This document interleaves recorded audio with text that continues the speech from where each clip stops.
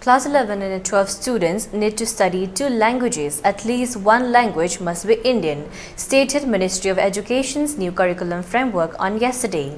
Board exams will be conducted twice a year and students will be allowed to retain best scores, the framework added.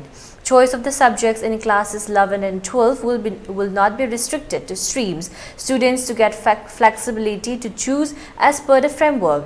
Current practice of covering textbooks in the classroom will be avoided and cost of textbooks to be optimized, said MOE.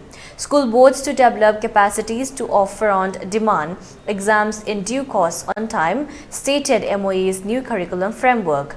Board exams test developers and evaluators will go through university certified courses before taking up this work, said the framework.